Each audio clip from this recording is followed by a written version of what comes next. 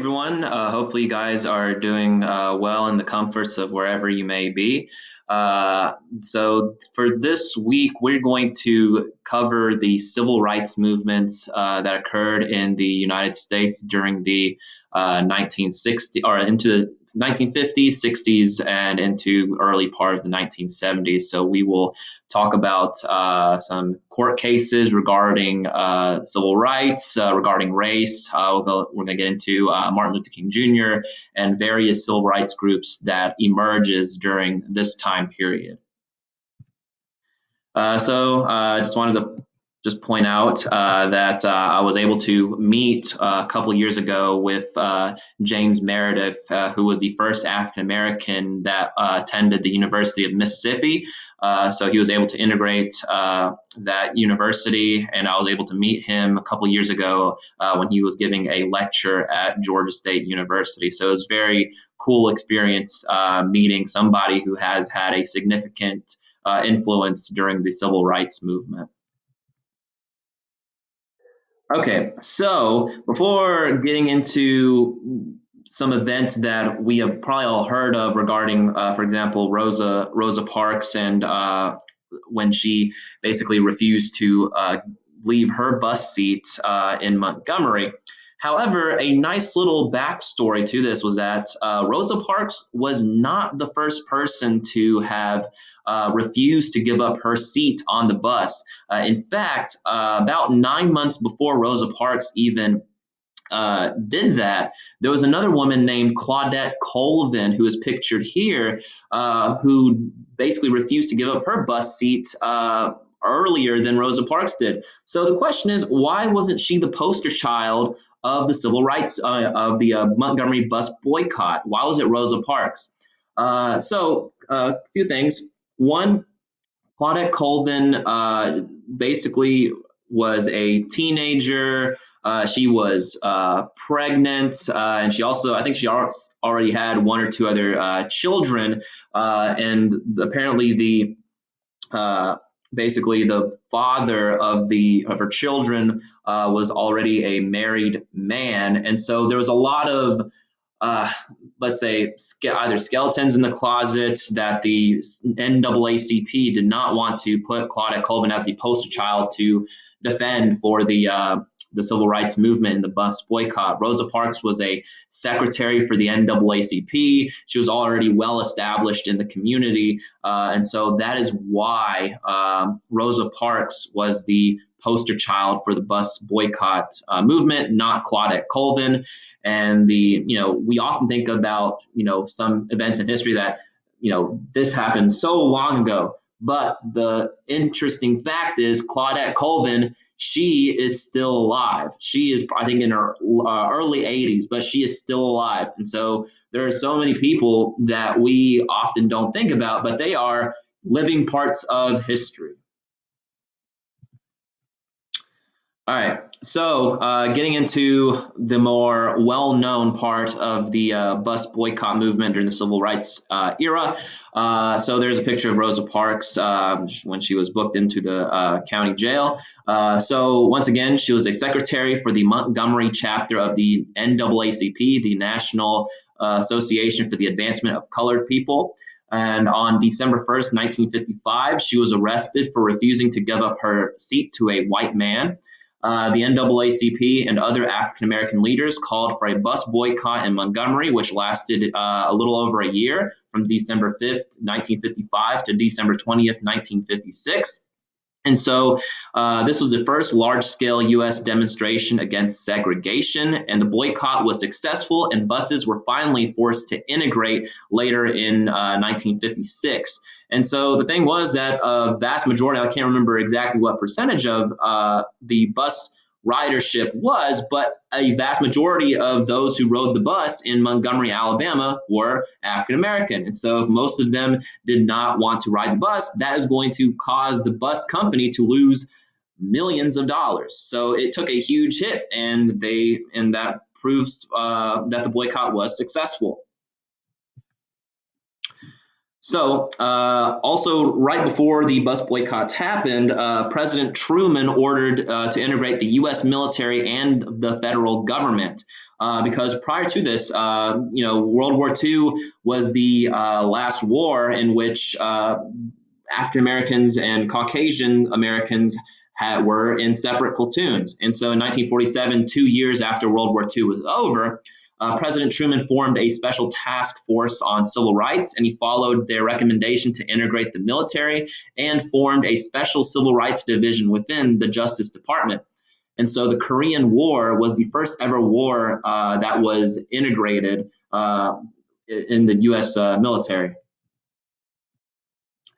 Also, you have a iconic baseball player, Jackie Robinson, and he was the first Major League Baseball player who was black.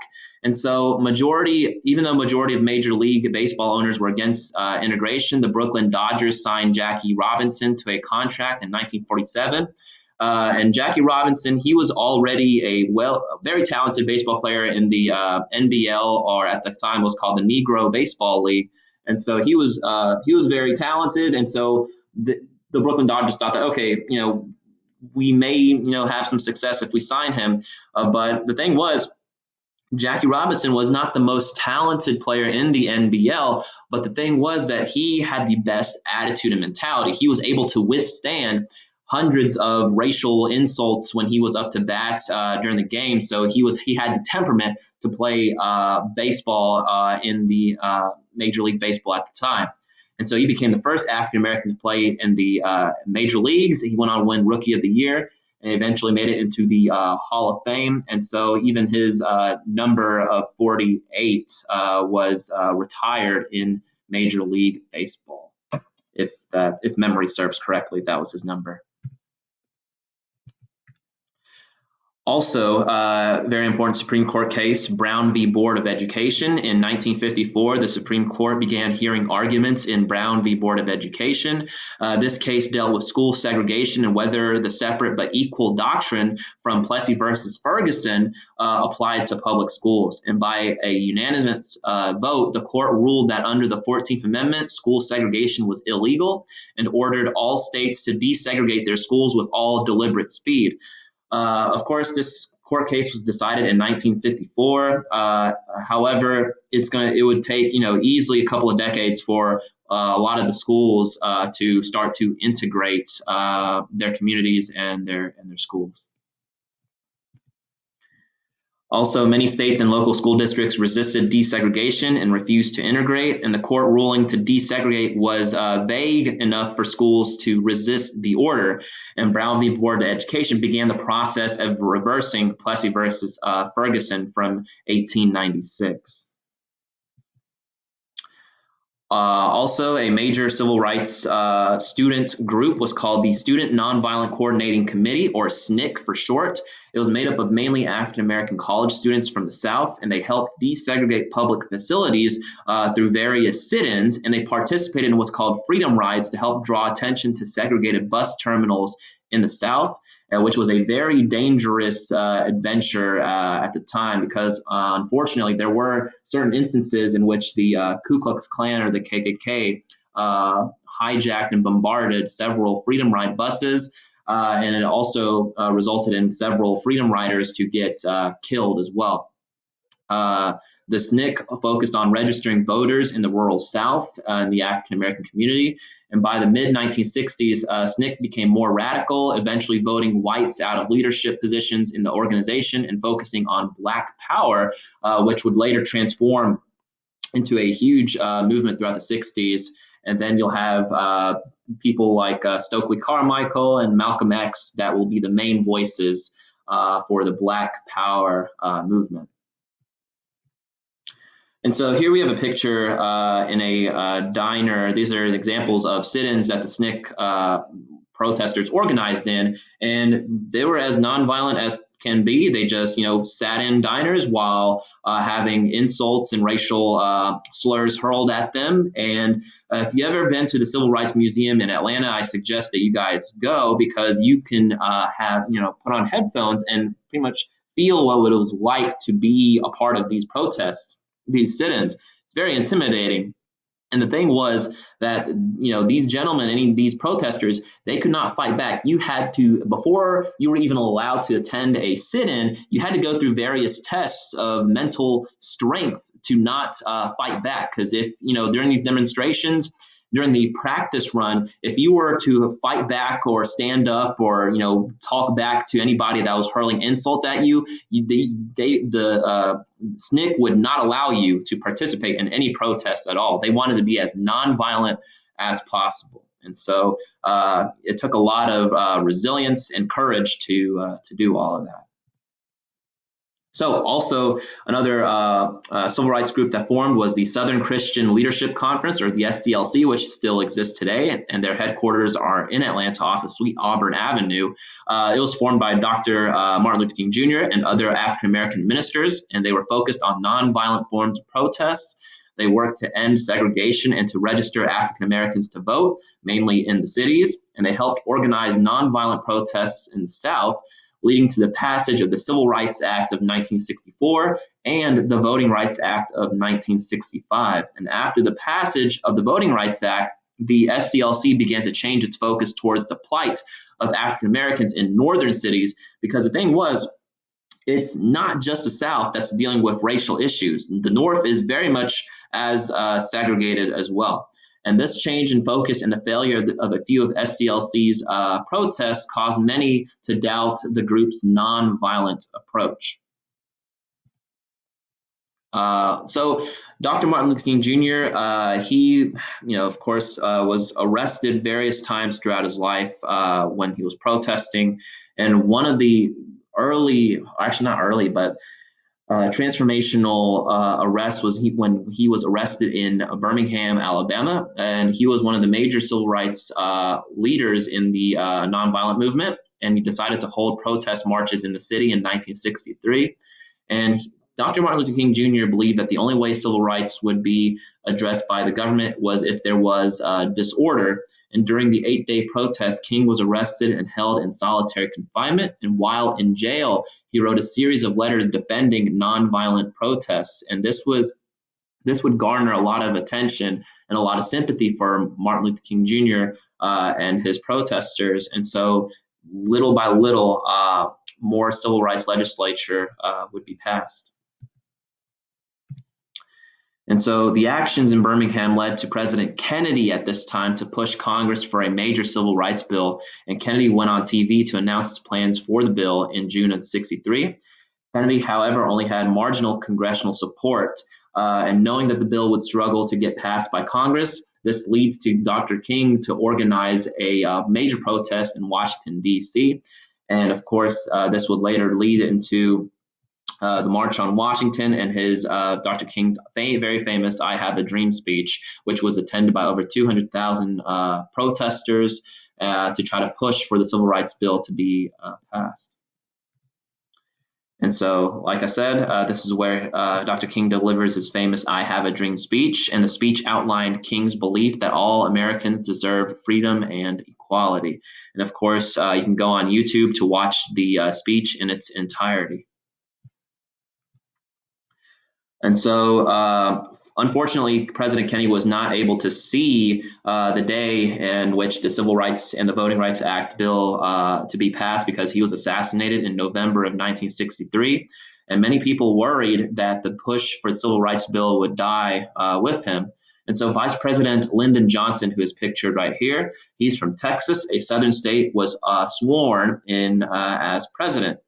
So the thing was that many people thought that, okay, Lyndon B. Johnson's from Texas. There's no way he is going to help pass Civil Rights Act or any of these Voting Rights Acts. However, the act was eventually signed into law in 1964 after a 75-day filibuster in the Senate. It was the most sweeping civil rights reform since Reconstruction. And so what the Civil Rights Act does is it outlawed discrimination in public places. It also established the Equal Employment Opportunity Commission, and it withheld federal funds from segregated public programs. And also part of the Civil Rights Act of '64, it also basically makes discrimination in the workplace based on religion, based on nationality, based on race, and based on gender to be illegal. And so they can, any type of workplace could see major lawsuits if somebody decides not to hire a worker because of their skin color or because of their gender. And what the Voting Rights Act does is that basically, of course, like I mentioned, promotes equal voting rights. And so to promote the lack of voting rights, Dr. King led a protest in Selma, Alabama, where African Americans were being prevented from registering to vote. And the local police attacked the marchers and beat them. And then King led the marchers from Selma to Montgomery, the capital city of Alabama. And before the Voting Rights Act of 1965, African Americans were allowed to vote. However, they would have substantial obstacles in their way, whether it's poll taxes, whether it's members of the Ku Klux Klan being outside threatening them, whether it's literacy tests. So it was no easy feat to go and vote. And so as marchers were leaving Selma, they were again attacked in full view of television cameras, and this is known as Bloody Sunday. And in response, President Johnson helped push the Voting Rights Act of 1965. And so what this does is that it suspended discriminatory practices such as literacy tests, and they also sent federal troops to help register African Americans. And so the thing is that TV, it captures everything. And so pretty much, of course, Montgomery and Alabama in general is a very rural state. And so, not a whole lot of people live in Alabama, but with television cameras, millions of people throughout the country and even, throughout the world can notice and see what's going on. And many people felt sympathetic for the protesters for simply trying to register to vote. And so TV cameras capture it, and it helps propel the civil rights movement along with them. And so that is the end for this presentation. I hope you guys learned a little bit about the civil rights movement. And until next time, stay safe.